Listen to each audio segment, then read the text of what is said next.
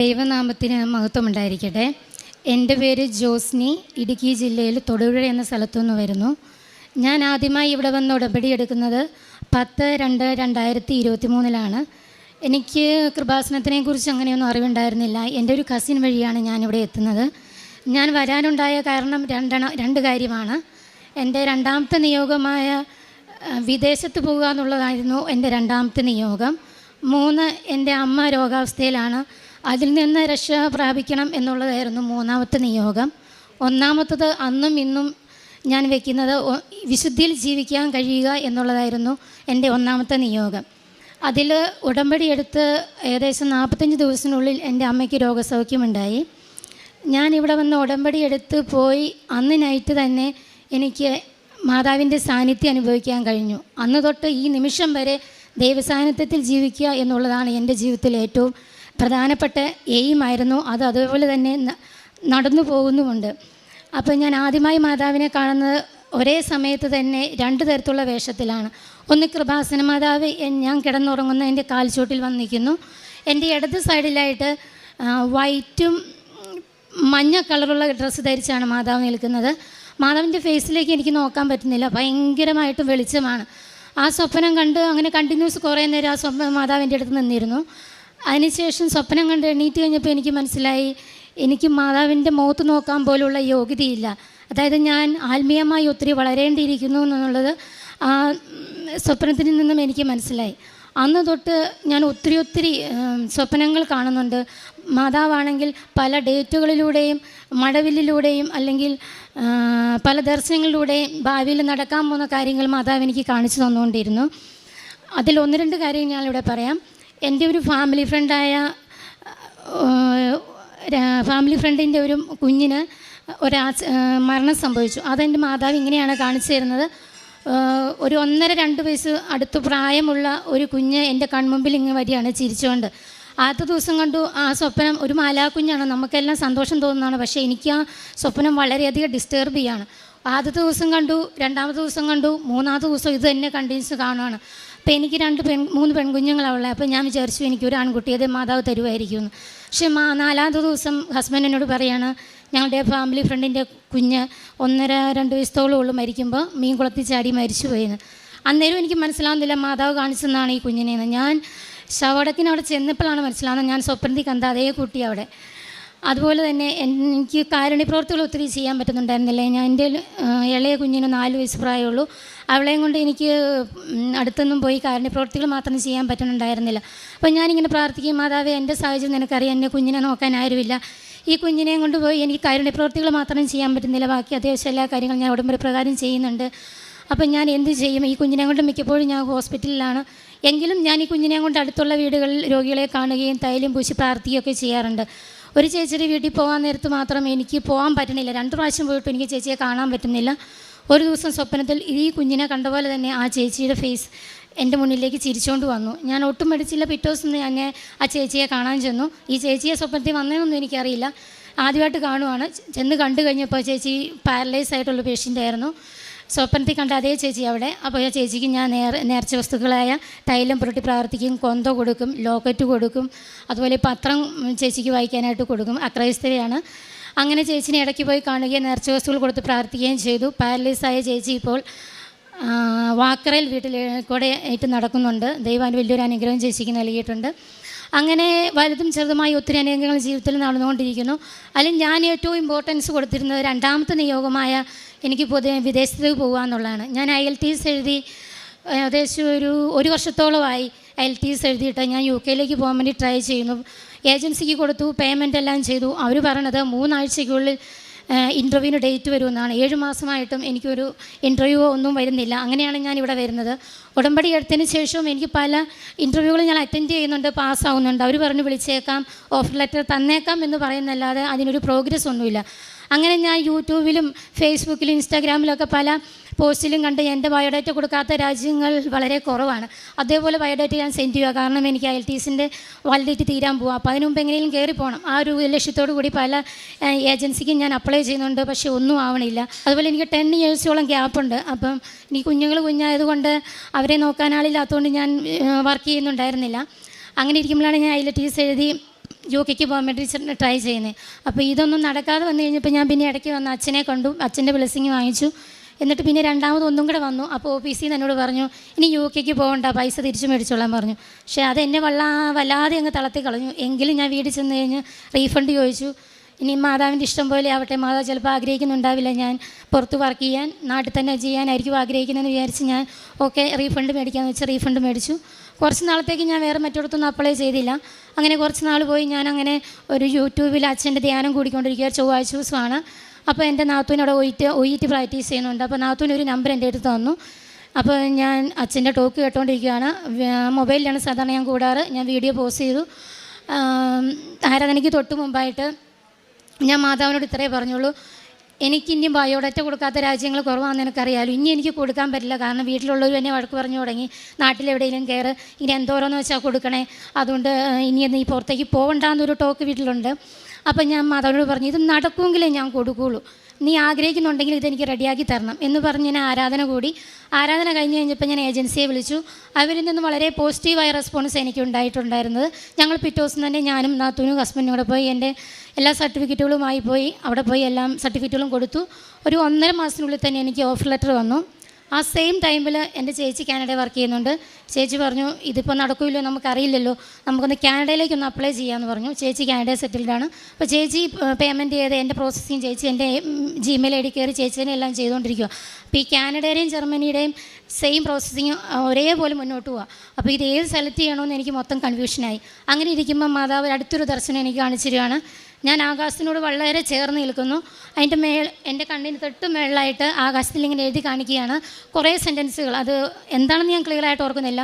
അവസാനം എന്നെ സ്ട്രൈക്ക് ചെയ്തൊരു വാക്ക് പാർക്ക് എന്ന് പറയുന്നൊരു വേർഡ്സാണ്. അതിൻ്റെ നേരെ ഓപ്പോസിറ്റും ഫോറിൻ രാജ്യം കാണിക്കുന്നുണ്ട്, മഞ്ഞ് പെയ്യുന്നു, അങ്ങനെയുള്ള കുറേ ഫോറിൻ രാജ്യങ്ങൾ എനിക്ക് കാണിച്ചു തരുന്നുണ്ട്. അപ്പോൾ ഈ ദർശനത്തിൽ നിന്ന് എണീറ്റ് കഴിഞ്ഞപ്പോൾ എനിക്ക് മനസ്സിലാവുന്നില്ല ഈ പാർക്ക് എന്നുകൊണ്ട് എന്താ ഉദ്ദേശിക്കുന്നത്. ഞാൻ ഗൂഗിളിൽ സെർച്ച് ചെയ്തു, ഇനി പാർക്കിന് വേറെ എന്തെങ്കിലും മീനിങ് ഉണ്ടോ എന്നറിയാം. പക്ഷേ നമുക്കറിയാവുന്ന പോലെ തന്നെ പാർക്കിന് ആ ഒരു മീനിങ്ങേ ഉള്ളൂ. അങ്ങനെ കുറച്ച് ദിവസം കൂടെ മുന്നോട്ട് പോയി. അപ്പോൾ എന്നെ ജർമ്മനിയുടെ ഏജൻസിയിൽ നിന്ന് വിളിച്ചു. 1 വീക്ക് കഴിയുമ്പോൾ 3 lakhs rupees പേയ്മെൻറ്റ് ചെയ്യണം, നമുക്ക് വിസയുടെ പ്രോസസ്സിങ് സ്റ്റാർട്ട് ചെയ്യണമെന്ന് പറഞ്ഞു. ഇപ്പോൾ കാനഡ നിൽക്കുന്നു, ഏത് സെലക്ട് ചെയ്യണമെന്ന് എനിക്കറിയില്ല. ചേച്ചി കാനഡയ്ക്ക് വരാൻ എന്നെ വിളിക്കുന്നുണ്ട്. അപ്പം ഞാൻ മാതാവ് 1 വീക്ക് എൻ്റെ മുന്നിലുള്ളൂ, അതിന് മുമ്പ് ഞാൻ 3 lakhs അടയ്ക്കണം, അടച്ചു കഴിഞ്ഞിട്ട് നമുക്ക് വേണ്ടാന്ന് പറഞ്ഞാൽ അവർ റീഫണ്ട് ചെയ്യത്തില്ല. അപ്പം ഞാൻ എന്ത് ചെയ്യണമെന്ന് മാതാവ് തന്നെ കാണിച്ചു തരണമെന്ന് പറഞ്ഞു. അങ്ങനെ കാനഡയുടെ അവിടെ നിന്ന് എനിക്കൊരു പേപ്പർ വരാനുണ്ടായിരുന്നു. ആ പേപ്പറിൽ ഇങ്ങനെ ഒരു അഡ്രസ്സ് ഞാൻ കണ്ടു, വെസ്റ്റേൺ പാർക്ക്, നോവാസ്കോഷ്യ, സിഡ്നി എന്ന് പറഞ്ഞ സ്ഥലത്തേക്കാണ് ഞാൻ അപ്ലൈ ചെയ്തേക്കുന്നത്. അപ്പോൾ ഒരു പാർക്ക് എന്നൊരു വേർഡ് ഏതാ കണ്ടു കഴിഞ്ഞപ്പോൾ ഞാൻ ഈ പാർക്ക് എന്നുള്ള വേർഡ് അന്വേഷിച്ച് നടക്കുകയാണ്. അപ്പോൾ അതിലാ ഒരു വേർഡ് കണ്ടപ്പോൾ ഞാൻ ഓർത്തു, മാതാവ് എനിക്കിനി കാനഡ തന്നെയായിരിക്കും ഉദ്ദേശിക്കുന്നതെന്ന് വിചാരിച്ചു. പക്ഷേ 2 പ്രോസസ്സിങ്ങിന് സ്റ്റക്കായി നിൽക്കുക, ഒന്നും മുന്നോട്ട് പോകണില്ല. അപ്പം ഞാൻ മാതാവ് ഏതാദ്യം നടക്കുന്നു അതിന് ഞാൻ പോകുമെന്ന് പറഞ്ഞു. അങ്ങനെ മിനിറ്റുകളുടെ വ്യത്യാസത്തിൽ ജർമ്മനിയുടെ പ്രോസസ്സിങ് എനിക്ക് മുന്നോട്ട് പോയി. ഞാൻ 3 lakhs rupees അടച്ചു. അങ്ങനെ അതിൻ്റെ വിസ പ്രോസസ്സിങ് സ്മൂത്തായിട്ട് നടന്നുകൊണ്ടിരിക്കുന്നു. അതിൻ്റെ ഇടയിൽ അപ്പോൾ എനിക്ക് മെഡിക്കൽ വരണം, എൻ്റെ വിസ പ്രോസസ്സിങ് എല്ലാം കഴിഞ്ഞു, മെഡിക്കൽ വരണം. എന്ത് ചെയ്താൽ പിന്നെ അവിടെ പ്രശ്നമായി, മെഡിക്കൽ വരണില്ല. അപ്പം മെഡിക്കലിന് ഡേറ്റ് കിട്ടുന്നില്ല. മെഡിക്കൽ നമുക്ക് ഡൽഹിയിൽ എംബസി പോയി വേണം ചെയ്യാൻ, നമ്മുടെ നാട്ടിൽ ചെയ്യത്തില്ല. അപ്പോൾ എന്ത് ചെയ്താൽ എനിക്ക് എൻ്റെ കൂടെ കുറച്ച് 10-20 പിള്ളേരുണ്ട്, ഞങ്ങൾ ഒരുമിച്ചാണ് പോകുന്നത്. അവർക്ക് ആർക്കും ഡേറ്റ് വരുന്നില്ല. കഴിഞ്ഞിട്ട് ഒത്തിരി പേര് വെയിറ്റ് ചെയ്യുന്നു, മാസങ്ങളായിട്ട് വെയിറ്റ് ചെയ്യുന്നവരുണ്ട്. അപ്പോൾ മാതാവ് എനിക്ക് പല ഡേറ്റുകൾ പിന്നെയും കാണിച്ചിരുന്നു. അപ്പോൾ എൻ്റെ വിശ്വാസം എന്താണ്, മെഡിക്കലിന് ഡേറ്റ് തരുന്നതാണ്. പക്ഷേ ഞാനിവിടെ ഉടമ്പടി വെക്കുന്ന 1-2 കാര്യങ്ങൾ എൻ്റേതായിട്ടുള്ളൂ, ബാക്കിയുള്ള കോമൺ ആയിട്ടുള്ള കാര്യങ്ങൾക്ക് വേണ്ടിയാണ്. എൻ്റേതായ പേഴ്സണൽ കാര്യത്തിന് വേണ്ടി ഞാൻ അങ്ങനെ 1-2 കൂടുതൽ വെക്കാറില്ല. ബാക്കി പൊതുജനങ്ങൾക്കും അല്ലെങ്കിൽ ഞാനുമായി ബന്ധപ്പെട്ട ആർക്കെങ്കിലും വേണ്ടി അല്ലെങ്കിൽ എന്നോട് സഹായം ആവശ്യപ്പെടുന്നവർക്ക് വേണ്ടിയാണ് കൂടുതലായിട്ട് ഞാൻ വെക്കാറ്. അതുകൊണ്ടായിരിക്കും മാതാവ് എനിക്ക് പല ഡേറ്റുകൾ കാണിച്ചു തന്നിട്ട് അതിൽ സംഭവിക്കുന്നത്, ഒരു ഡേറ്റ് കാണിച്ചു തന്നിട്ട് സംഭവിച്ചത് എൻ്റെ വീട്ടിൽ വലിയൊരു ചുഴലിക്കാറ്റുണ്ടായി. എൻ്റെ വീടിൻ്റെ പറമ്പിലുള്ള എല്ലാ മരങ്ങളും ഞങ്ങളുടെ വീടിൻ്റെ പൊക്കത്ത് ചാടി, വീടും പോയി, പറമ്പിൽ ഇപ്പോൾ തരിശു ഭൂമിയായിട്ട് കിടക്കുകയാണ്. മുറ്റത്ത് ഞാൻ നിൽപ്പുണ്ടായിരുന്നു, എനിക്കൊരു പോറൽ പോലും പറ്റിയില്ല, ഞാനൊന്നും അറിഞ്ഞുമില്ല.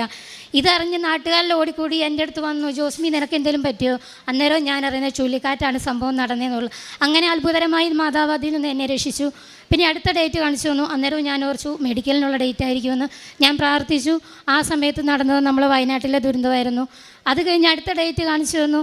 ആ സമയത്ത് നമ്മൾ ലോറി ഡ്രൈവറായ അർജുൻ്റെ മരണമായിരുന്നു. അങ്ങനെ ഓരോ ഡേറ്റുകൾ കാണിച്ചു തരാൻ തുടങ്ങി. അപ്പം ഞാൻ മനസ്സിലാക്കി, വേണ്ട, ഇനി എനിക്ക് വേണ്ടി പിന്നെ ഞാൻ പ്രാർത്ഥിച്ചില്ല. എൻ്റെ കാര്യം ഞാൻ മറന്നു. ഞാൻ മറ്റു പലർക്കും, എന്നോട് ആവശ്യപ്പെട്ടവർക്കും, ഞാനിങ്ങനെ അറിയുന്നവർക്കും വേണ്ടി പ്രാർത്ഥിക്കാനായിട്ട് തുടങ്ങി. അങ്ങനെ ഞാൻ എന്നെ മറന്ന് മറ്റുള്ളവർക്ക് വേണ്ടി പ്രാർത്ഥിച്ചു തുടങ്ങിയപ്പോൾ മാതാവ് എൻ്റെ കാര്യം ഏറ്റെടുത്തു. അങ്ങനെ ഇരിക്കുമ്പോൾ ഞാൻ ഒക്ടോബർ 26-ന് ഞാനും ഹസ്ബൻഡും കൂടെ വന്ന് ജപമാല റാലി പങ്കെടുത്തു. നവംബർ 1 ഞാൻ എൻ്റെ ഉടമ്പടി പുതുക്കി. അത് കഴിഞ്ഞൊരു 5 ദിവസം കഴിഞ്ഞപ്പം എൻ്റെ ഫ്രണ്ടിന് മെഡിക്കലിന് ഡേറ്റ് വന്നു. ഒരു വീക്കിൻ്റെ വ്യത്യാസത്തിൽ എനിക്കും വന്നു മെഡിക്കലിന് ഡേറ്റ്. മെഡിക്കൽ ജനുവരി 16 എനിക്ക് എംബസിയിൽ, ഡൽഹി എംബസി വെച്ച്. അതിന് മുമ്പ് ഞാൻ മാതാവിൻ്റെ അടുത്ത് ഇങ്ങനെ പ്രാർത്ഥിച്ചു, മാതാവേ, ഒത്തിരി പേര് മെഡിക്കൽ കഴിഞ്ഞ് ഇങ്ങനെ നിൽക്കുന്നുണ്ട്, അവർക്ക് ആർക്കും വിസ വരണില്ല. ഞാൻ പോകുന്നതിന് മുമ്പായിട്ട് ആർക്കെങ്കിലും ഒരാൾക്ക് വിസ വന്നെന്ന് കേട്ടിരുന്നെങ്കിൽ എനിക്ക് സമാധാനത്തോടെ പോകാമായിരുന്നല്ലോ. ഒത്തിരി പേര് ഇങ്ങനെ ടെൻഷൻ അടിച്ച് ഇപ്പോൾ ഇത്രയും പൈസ മുടക്കി ഇത്രയും നാളുകളായി വെയിറ്റ് ചെയ്യുന്നു, ആർക്കെങ്കിലും ഒന്ന് വന്ന് കേട്ടിരുന്നേ സന്തോഷമായിരുന്നല്ലോ മാതാവേ എന്ന് പറഞ്ഞു. അതുപോലെ തന്നെ ഞാൻ പോകുന്നതിന് 2 ദിവസം മുമ്പ് ഒരാൾക്കല്ല 3 പേർക്ക് വിസ വന്നു.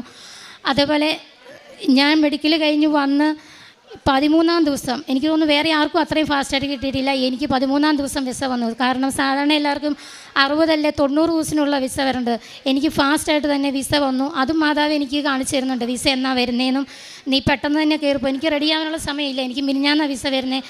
ഈ ബുധനാഴ്ച എനിക്ക് അവർ ടിക്കറ്റും എടുത്തു, എനിക്ക് റെഡിയാവാൻ പോലും സമയമില്ല. അതുപോലും മാതാവ് എനിക്ക് കാണിച്ചു തരുന്നുണ്ട്. അതുപോലെ മാതാവ് ഞാൻ പോകുന്ന സ്ഥലത്ത് എന്നെയും കൂട്ടി 2-3 പ്രാവശ്യം എന്നെ ജർമ്മനിയിൽ മാതാവിൻ്റെ കൂടെ ഞാൻ പോയിട്ടുണ്ട്. ഈ സ്ഥലം ക്ലിയറായിട്ട് ഓർമ്മയില്ലെങ്കിലും എന്നെ കൊണ്ടുപോയതായിട്ട് എനിക്ക് കൃത്യമായിട്ട് ഓർമ്മയുണ്ട്. അങ്ങനെ വലുതും ചെറുതുമായി ഒത്തിരി അനുഗ്രഹങ്ങൾ നൽകിയ എൻ്റെ അമ്മ മാതാവിനും ഈശോയ്ക്കും 1000 നന്ദി പറയുന്നു. അതുപോലെ എൻ്റെ കാരുണ്യപ്രവൃത്തി എന്ന് പറയുന്നത്, എൻ്റെ പ്രാർത്ഥിച്ച മാതാവേ, ഞാൻ വീടിൻ്റെ അടുത്ത് പലർക്കും ചെയ്തു കൊടുക്കുന്നതിൽ ഞാൻ അത്ര സാറ്റിസ്ഫൈഡ് അല്ല, എന്തൊക്കെയോ ചെയ്യണമെന്ന് എൻ്റെ മനസ്സിൽ ആഗ്രഹമുണ്ട്. അതിനുവേണ്ടി എനിക്ക് മാതാവ് എന്തെങ്കിലും ചെയ്തു തരണമെന്ന് ഞാൻ പ്രാർത്ഥിക്കുമായിരുന്നു. അങ്ങനെ എൻ്റെ വീടിൻ്റെ തൊട്ടു താഴെ ഒരു ചേച്ചി, ഓൾറെഡി ചേച്ചി വയ്യാണ്ടിരിക്കുകയാണ്, ചേച്ചിയുടെ കണ്ണ് കാണത്തില്ല, ഷുഗർ വന്ന് കണ്ണിൻ്റെ കാഴ്ചശക്തി നഷ്ടപ്പെട്ടു. ചേച്ചി വാക്കറിലാണ് നടക്കുന്നത്. ചേച്ചി ഒരു ദിവസം വീണു, ബെഡാന്ന് വിചാരിച്ചിരുന്നതാണ്, നിലത്തേക്ക് വീണു. ചേച്ചിയുടെ ഹിപ്പിനാണ് പറ്റിയിരിക്കുന്നത്. ചേച്ചിനെ ഹോസ്പിറ്റലിൽ അഡ്മിറ്റ് ചെയ്തു. 1 വീക്ക് കഴിഞ്ഞ് ഡിസ്ചാർജായി വന്നു. ചേച്ചിനെ നോക്കാൻ ആരുമില്ല, പ്രായമായ ഒരു ഹസ്ബൻഡ് മാത്രമേ ഉണ്ടായിരുന്നുള്ളൂ. അപ്പോൾ ഞാൻ ചെല്ലുമ്പോൾ ചേച്ചി ഇങ്ങനെ കരച്ചില്ല, നല്ല ദൈവവിശ്വാസിയാണ്. ചേച്ചി ഇങ്ങനെയാണ് പ്രാർത്ഥിക്കുന്നത്, എൻ്റെ ആത്മാവിന് കൂട്ടായിരിക്കണമെന്ന്. കാരണം ചേച്ചിയുടെ കൈവിരൽ പോലും അനക്കാൻ പറ്റത്തില്ല, ആ ചേട്ടനൊന്നും ചെയ്യാനും അറിയത്തില്ല. അന്ന് തൊട്ട് ഒരു 7-8 മാസത്തോളം ചേച്ചിയുടെ സർവ്വകാര്യം ഞാൻ പോയിന്ന് ചെയ്തു. കുഞ്ഞുള്ളപ്പോഴും ഇല്ലാത്തപ്പോഴും എല്ലാം ചേച്ചിയുടെ എല്ലാ കാര്യങ്ങളും ചെയ്തു കൊടുക്കാൻ മാതാവ് എനിക്കായിട്ട് തന്നതാണ്. ഞാനത് ചെയ്തു കൊടുക്കാൻ എനിക്ക് കഴിഞ്ഞു. അതുപോലെ എൻ്റെ വീട്ടിലും എൻ്റെ ഹസ്ബൻഡിന് വേണ്ടി അടുത്തും പല രോഗികളെ കാണുക, നേർച്ച വസ്തുക്കൾ കൊടുക്കുകയും.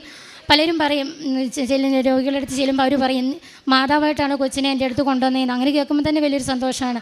അങ്ങനെ എനിക്ക് കാരുണ്യ പ്രവൃത്തികൾ ചെയ്യാൻ പറ്റി. അതുപോലെ പത്രമാണേലും ഇവിടുന്ന് മേടിച്ചുകൊണ്ട് പോകുന്ന എല്ലാ പത്രങ്ങളും ആദ്യം പ്രാർത്ഥിച്ചു കൊടുക്കണമെന്ന് സത്യം പറഞ്ഞാൽ എനിക്ക് അറിയില്ലായിരുന്നില്ല. ഇപ്പം ഞാൻ സങ്കടത്തോടെ ഒരു കാര്യം പറയട്ടെ, ഇപ്പോൾ കിട്ടുന്ന പലയിടത്തും ഞാൻ കാണുന്നുണ്ട് പത്രമൊക്കെ കുരിശടിയിലും പള്ളിയിലൊക്കെ വെറുതെ ഇട്ടിട്ട് പോകുന്നു. അതൊക്കെ ഞാൻ എടുത്ത് മറ്റുള്ളവർക്ക് കൊണ്ടേ കൊടുക്കാറുണ്ട്. അതുപോലെ ഇപ്പം ഞാൻ ഇങ്ങനെ പ്രാർത്ഥിച്ചു കൊടുക്കാം, മാതാവേ, നീ ആർക്ക് കൊടുക്കണമെന്ന് ആഗ്രഹിക്കുന്നു അവരെ എൻ്റെ മുന്നിൽ എത്തിക്കണം. അങ്ങനെ ഞാൻ പ്രാർത്ഥിച്ച് വിശ്വാസമാണ് ചൊല്ലി എൻ്റെ മനസ്സിൽ തോന്നിക്കും ഇന്ന ആൾക്ക് കൊടുക്കണമെന്ന്. അങ്ങനെ കൊടുക്കും. അതുപോലെ ലോക്കറ്റ്, കൊന്ത, നേർച്ച വസ്തുക്കളായ ഉപ്പ്, തേന്, ഇതെല്ലാം ഞാൻ ഇവിടുന്ന് ആവശ്യത്തിന് മേടിച്ചുകൊണ്ട് പോയി പത്രം കൊടുക്കുന്നതിനേക്കാൾ കൂടുതലായി സന്തോഷത്തോടെ ഞാൻ കൊടുക്കും. അതുപോലെ ഡൽഹി 2 പ്രാവശ്യം പോയപ്പോഴും ഞാൻ ഇവിടുന്ന് പത്രം, മലയാളം പത്രവും ഹിന്ദി പത്രം വാങ്ങിച്ചുകൊണ്ട് പോയി അതും കൊടുത്തു. അതുപോലെ മൊബൈലിലൂടെ ആണെങ്കിലും വാട്സപ്പിലൂടെ ഡെയിലി ഞാൻ എല്ലാവർക്കും ഇപ്പോഴത്തെ അവർ ഡെയിലി ബ്രെഡും അതുപോലെ ധ്യാനങ്ങളും സാക്ഷ്യങ്ങളൊക്കെ അയച്ചു കൊടുക്കാറുണ്ട്. ഞാൻ വഴി പലരും ഇവിടെ വന്ന് ഉടമ്പടി എടുക്കുകയും ഓൺലൈൻ ഉടമ്പടി എടുക്കുകയൊക്കെ ചെയ്തിട്ടുണ്ട്. ഇങ്ങനെ പലതും ചെറുതുമായി ചെയ്തിട്ടുള്ള എല്ലാ ഉപകാരങ്ങൾക്കും അമ്മ മാതാവിനും ഈശോയ്ക്കും 1000 നന്ദി പറയുന്നു. ഇനിയും നമ്മളെ ഓരോരുത്തരെയും ദൈവം സമൃദ്ധമായി അനുഗ്രഹിക്കട്ടെ. Thank you. ജോയൽ പ്രവാചകൻ്റെ പുസ്തകം 2-ാം അധ്യായം 28 മുതലുള്ള തിരുവചനങ്ങളിൽ, അന്ന് ഇങ്ങനെ സംഭവിക്കും, എല്ലാവരുടെയും മേൽ എൻ്റെ ആത്മാവിനെ ഞാൻ വർഷിക്കും. നിങ്ങളുടെ പുത്രന്മാരും പുത്രിമാരും പ്രവചിക്കും. ആ നിങ്ങളുടെ വൃദ്ധന്മാർ സ്വപ്നങ്ങൾ കാണും, യുവാക്കൾക്ക് ദർശനങ്ങളുണ്ടാകും. ആ നാളുകളിൽ എൻ്റെ ദാസന്മാരുടെയും ദാസിമാരുടെയും മേൽ എൻ്റെ ആത്മാവിനെ ഞാൻ വർഷിക്കും. ജോസ്നി എന്ന മകളുടെ ജീവിതത്തിൽ താൻ ഉടമ്പടിയെടുത്ത നിമിഷം മുതൽ തനിക്കുണ്ടാകുന്ന ഓരോ അനുഭവങ്ങൾ, ദൈവ സാന്നിധ്യം തനിക്ക് എങ്ങനെ അനുഭവിക്കാൻ സാധിക്കുന്നു, സ്വപ്നങ്ങളിലൂടെയും ദർശനത്തിലൂടെയും ഒക്കെ പരിശുദ്ധ അമ്മ എങ്ങനെയാണ് ഓരോ കാര്യങ്ങൾ തനിക്ക് മനസ്സിലാക്കി തരുന്നത്, അതൊക്കെ തൻ്റെ ജീവിതത്തിൽ നിവൃത്തിയാകുന്നുണ്ട്. ഇത് ഈ മകളുടെ ഓവറായിട്ടുള്ള ചിന്ത അല്ലെങ്കിൽ എക്സാജറേഷൻ ഇങ്ങനെയൊക്കെ ചിന്തിക്കുന്നവർക്ക് അതങ്ങനെ തന്നെ മാത്രമേ ചിന്തിക്കാൻ സാധിക്കൂ. എന്നാൽ അനുഭവിക്കുന്ന ജോസ്നി തൻ്റെ ജീവിതത്തിൽ ഇതിനു മുൻപ് ഉടമ്പടി എടുക്കുന്നതിന് മുമ്പ് തനിക്കിങ്ങനെയൊന്നും ഒരനുഭവം ഉണ്ടായിട്ടില്ല. എന്നാൽ താൻ വിശുദ്ധീകരിക്കപ്പെട്ട ഒരു ജീവിതം നയിക്കണമെന്ന് ചിന്തിച്ച് അതിനു വേണ്ടിയിട്ട് പരിശ്രമിച്ച് ആ ഒരു പാതയിലൂടെ താൻ മുന്നേറുമ്പോൾ ദൈവിക ഇടപെടലുകൾ തൻ്റെ ജീവിതത്തിലുണ്ടാകുന്നതും 10 വർഷത്തെ ഗ്യാപ്പുള്ള മകൾ തൻ്റെ IELTS കാലാവധി തീരുന്ന അതേ സമയത്ത് തന്നെ ഈ മകൾക്ക് എങ്ങനെയാണ് താൻ ആഗ്രഹിച്ച കൺട്രി ഒന്നാണെങ്കിൽ മറ്റൊരു ദേശത്തേക്ക് പരിശുദ്ധ അമ്മ കൊണ്ടുപോകുന്നു. പല പ്രാവശ്യം അമ്മയെ സ്വപ്നം കാണുന്നു. അമ്മ ജർമ്മനിയിൽ താൻ പോകേണ്ട സ്ഥലങ്ങൾ കാണിച്ചു കൊടുക്കുന്നു. ഇതൊക്കെ ജീവിതത്തിൽ അനുഭവിക്കുകയാണ്. അങ്ങനെ അമ്മയോടൊത്തുള്ള ഒരു ജീവിതം ഇന്ന് ഒത്തിരിയേറെ മക്കൾ നയിക്കുന്നുണ്ട് അവരുടെ ജീവിതത്തിൽ. അതിന് ജോയൽ പ്രവാചകൻ്റെ പുസ്തകത്തിലൂടെ തിരുവചനങ്ങൾ നമുക്ക് ബലം തരുന്നുണ്ട്. നിങ്ങളുടെ യുവാക്കൾക്ക് ദർശനങ്ങളുണ്ടാകും, പുത്രീപുത്രന്മാർ പ്രവചിക്കും, വൃദ്ധന്മാർ സ്വപ്നങ്ങൾ കാണും. ഇന്ന് കൃപാസനത്തിലെ പ്രാർത്ഥനയിലൂടെയും പ്രവർത്തനങ്ങളിലൂടെയും ഉടമ്പടി ഒരു പ്രാർത്ഥന മാത്രമല്ല, ചൊല്ലുന്ന പ്രാർത്ഥനയല്ല, ചെയ്യുന്ന പദ്ധതിയാണ്. തനിക്ക് എങ്ങനെയൊക്കെയാണ് തൻ്റെ കാരുണ്യ പ്രവർത്തനങ്ങൾ ചെയ്യുവാനായിട്ട് താൻ സമയവും സാഹചര്യവും കണ്ടെത്തുന്നത് എല്ലാം ഈ വകൾ പങ്കുവെക്കുന്നുണ്ട്. അപ്പോൾ നാം എന്തുമാത്രം ദൈവത്തിന് വേണ്ടി പ്രവർത്തിക്കുവാനായിട്ട്, മറ്റുള്ളവരെ കരുതുന്ന ഒരു വ്യക്തിയാകുവാനായിട്ട് നാം ആഗ്രഹിക്കുന്നുവോ അത്രമാത്രം ദൈവിക ഇടപെടലുകൾ നമ്മുടെ ജീവിതത്തിൽ വന്നുകൊണ്ടേയിരിക്കും. തനിക്കും കുടുംബത്തിനും ലഭിച്ച എല്ലാ കൃപകൾക്കും, പ്രത്യേകിച്ച് താൻ വിദേശത്തേക്ക് പോകുന്ന കാര്യങ്ങളൊക്കെ ക്ലിയറായി ഉടനെ തന്നെ അടുത്ത ആഴ്ച തന്നെ താൻ പോവുകയാണ്. ആ സന്തോഷം അമ്മയുടെ തിരുനടയിൽ വന്ന് ഈ മകൾ പങ്കുവയ്ക്കുന്നു. നമുക്കും കരങ്ങളടിച്ച് ദൈവത്തെ മഹത്വപ്പെടുത്താം. യേശുവേ നന്ദി, യേശുവേ സ്തുതി, യേശുവേ ആരാധന.